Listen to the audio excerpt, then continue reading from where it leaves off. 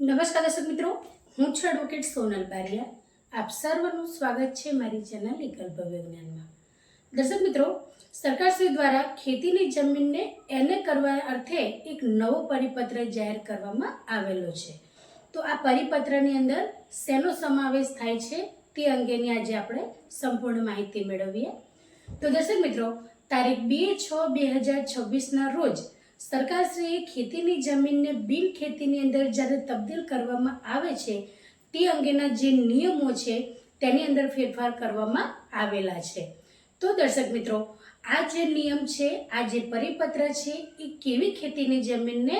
કહી શકાય કે અસર કરશે. તો ચાલો દર્શક મિત્રો એને પણ સમજીએ. તો દર્શક મિત્રો, જે પણ ખેતીની જમીન ઉપર સરકારી કોઈ પ્રોજેક્ટ આવવાના હોય અથવા જે પણ ખેડૂત મિત્ર છે તેમની જે ખેતીની જમીન છે તેની અંદરથી રોડ પસાર થવાનો હોય અથવા તો કહી શકાય કે સરકારી કોઈ સ્પોર્ટ્સ કોમ્પ્લેક્સ બનવાનું હોય, કોઈ ઓફિસ બનવાની હોય અથવા તો કોઈ પણ પ્રકારનું કહી શકાય કે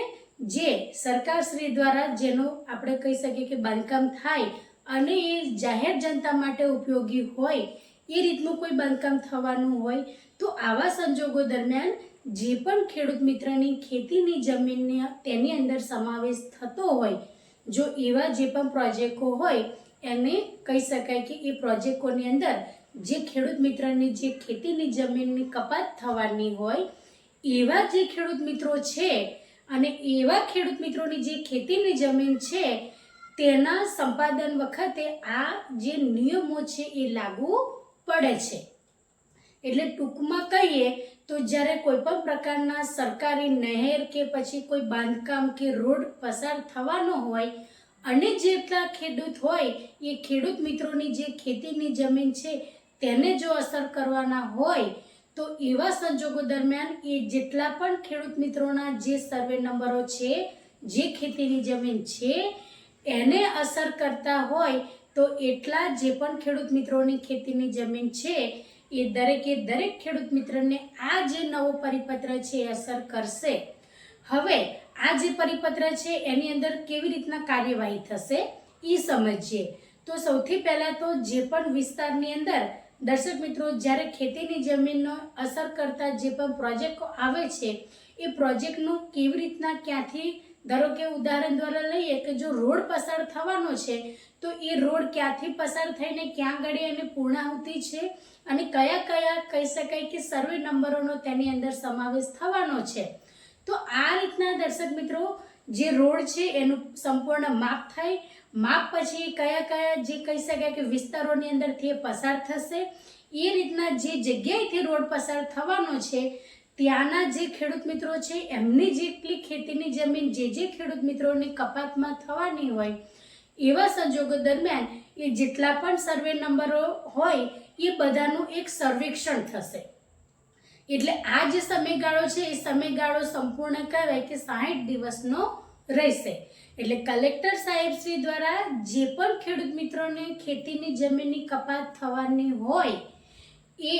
દરેકનું જે કહી શકાય કે માપણી કરીને એનું જે સમીક્ષા કરીને તપાસ કરીને એટલા ખેડૂત મિત્રોની જે ખેતીના જમીનના સર્વે નંબરો છે એનું એક લિસ્ટ તૈયાર થશે. એટલે એ આખું લિસ્ટ તૈયાર થાય એટલે એ જે 60 દિવસના સમયગાળાની અંદર બધી પ્રક્રિયા થશે. પ્રક્રિયા પછી જેટલા પણ ખેડૂત મિત્રોની ખેતીની જમીનમાંથી જે તે પ્રોજેક્ટ સ્થપાવવાનો હોય, રોડની જ વાત ખાલી તમને ઉદાહરણ દ્વારા સમજાવું છું, એની જગ્યાએ નેર પણ નીકળી શકે, સ્કૂલ પણ બની શકે, બરાબર. એટલે ગવર્મેન્ટ સેક્ટર કોઈ પણ પ્રકારનું તેની અંદર સ્થાપવાનું હોય અને એની અંદર તમારી જે ખેતીની જમીન છે એ કપાત થવાની હોય તો જે પ્રોજેક્ટ નખાવાનો છે એની સંપૂર્ણ જે કહી શકાય કે પ્રક્રિયા છે 60 દિવસની અંદર કલેક્ટર શ્રી દ્વારા એની સંપૂર્ણ આખું એક પ્રોજેક્ટ તૈયાર થશે કે અહીંયા જે કહી શકાય કે ખેતીની જમીન છે, આટલા ખેડૂત મિત્રો છે એમની જમીન કપાતમાં જાય છે અને ત્યારબાદ દર્શક મિત્રો 60 દિવસની અંદર તમારો જે ખેતીની જમીનનો કપાત થાય છે ત્યાર પછીથી લઈને 1 વર્ષની અંદર તમે એ જે ખેતીની જમીન છે એને નહીં કરાવી શકો.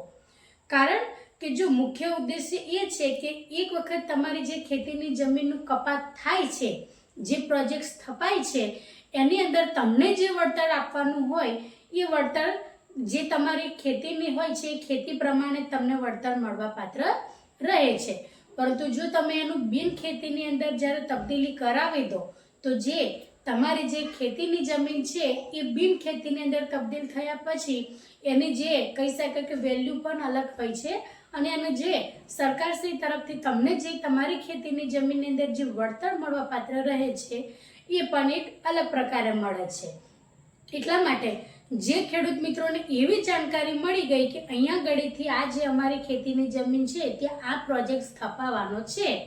જે અંતર્ગત અમારી જે ખેતીની જમીન છે એની કપાત થવાની છે, એટલા માટે વધુ કહી શકાય કે વળતર મળે એ ઈરાદે પણ ઘણીવાર ખેડૂત મિત્રો એ પોતાની જે ખેતીની જમીન છે એને બિન ખેતીની અંદર તબદીલ કરાવતા હોય છે. એટલે સરકારશ્રી તરફથી આ એક કહી શકાય કે નવો પરિપત્ર જાહેર કરવામાં આવ્યો છે કે જે અંતર્ગત જે પણ આવા કોઈ પણ પ્રકારના કહી શકાય કે આપણે આ જો બિલ્ડિંગ કે રોડ કે નહેર કંઈ પણ પ્રકારના આ જે બનાવટ છે એ અંતર્ગત જે પણ ખેડૂત મિત્રની ખેતીની જમીનની કપાત થવાની હોય તો પછી એ ખેડૂત મિત્રને એ જમીનનો એને નહીં કરી શકે 1 વર્ષ સુધી એની ઉપર પ્રતિબંધ લાગશે. એટલે આ જે પરિપત્ર છે માત્ર ને માત્ર એવા જ ખેડૂત મિત્રો માટે છે કે જેમની ખેતીની જમીનની અંદર જે તે સરકારી પ્રોજેક્ટ સ્થપાવવાના છે અને તે અંગેની જાહેરાત પણ થઈ ગઈ છે, પરંતુ એ જે ખેતીની જમીન છે એની જે કપાત થવાના કારણસર ખેડૂત મિત્રોએ ફરી એ જે જમીન છે એની અંદર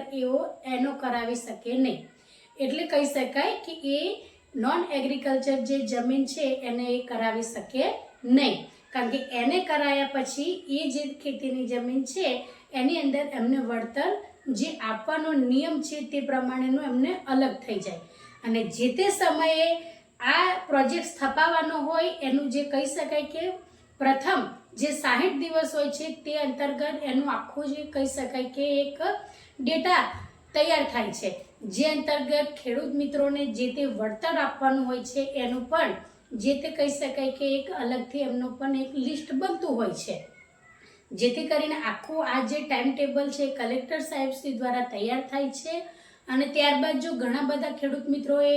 એમની ખેતીની જમીનને બિન ખેતી માટે જો એપ્લાય આપ્યું હોય તો એની અંદર જે મુશ્કેલીઓ છે એ પણ વધી શકે છે, કારણ કે એક બાજુ જમીન સંપાદન થતું હોય છે, એક બાજુ જે તે સરકારશ્રી દ્વારા પ્રોજેક્ટ નાખાવાનો હોય છે અને બીજી બાજુ જે ખેડૂત મિત્રો છે એમને ખેતીની જમીનના જે પ્રોસેસ છે એ ચાલુ કરી દીધા હોય છે એને માટેના. એટલે આ બધી જે પ્રક્રિયાઓ છે એની અંદર જે ખેડૂત મિત્ર છે એ પણ હેરાન પરેશાન થઈ શકે છે. એટલા માટે દર્શક મિત્રો જ્યારે પણ આવા કોઈ પણ પ્રકારના સરકારી કહી શકાય કે કોઈ પણ પ્રકારના બાંધકામ થવાનું હોય કે કોઈ પણ કારણસર રોડ નહેર કોઈ પણ પ્રકારનું બનવાનું હોય એવા સંજોગો દરમિયાન જે પણ ખેડૂત મિત્રોની જમીન કપાત થવાની હોય તો એ જે કહી શકાય કે પ્રોજેક્ટ સ્થાપવા માટેના પ્રથમ 60 દિવસથી જે તે એનું ટાઈમ ટેબલની જે સમીક્ષા થાય છે ત્યારથી લઈને આવનારા 1 વર્ષ સુધી જે તે ખેડૂત મિત્ર છે તેઓ એમની પોતાની જે ખેતીની જમીન છે તેને 1 વર્ષ સુધી એને એટલે કે બિન ખેતીની અંદર તબદીલ કરી શકશે નહીં. જે પ્રોજેક્ટ સ્થપાઈ ગયો એ પ્રોજેક્ટ સ્થપાયા પછી જે પણ ખેડૂત મિત્રની જે જમીન કપાત થઈ ગઈ અને એનું જે વળતર મળી ગયું ત્યારબાદ એ બાકીની જે ખેતીની જમીન છે એના માટે પછીથી 1 વર્ષ પછીથી એ પ્રોજેક્ટ સ્થપાયાના પછીથી એ જે ખેડૂત મિત્ર છે એ એમની બાકીની જે ખેતીની જમીન છે એની માટે ફરી એને કરવા માટેની જે તે એમની કાર્યવાહી કરી શકે છે. એટલે આ જે નિયમ છે માત્ર ને માત્ર એવા જ ખેડૂત મિત્રો માટે છે કે જેમની ખેતીની જમીન કોઈ પણ સરકારી પ્રોજેક્ટ માટે કપાત થવાની છે અથવા ભવિષ્યમાં કપાત થાય એવી સંભાવના હોય. બાકી જે પણ બાકીના ખેડૂત મિત્રો છે ગુજરાતના તમામ ખેડૂત મિત્રો માટે આ જે પરિપત્ર છે એ નથી. જે પણ ખેડૂત મિત્રની જમીન કપાતમાં જશે માત્ર ને માત્ર એમના માટે છે. તો દર્શક મિત્રો આ જ રીતના ઇન્ફોર્મેટિવ વિડીયો હું મારા ચેનલના માધ્યમથી તમારી સમક્ષ રજૂ કરતી રહું છું. જો તમને વિડીયો સારો લાગ્યો હોય તો તેને લાઈક કરજો, શેર કરજો અને ચેનલને સબસ્ક્રાઈબ કરજો. જય હિન્દ.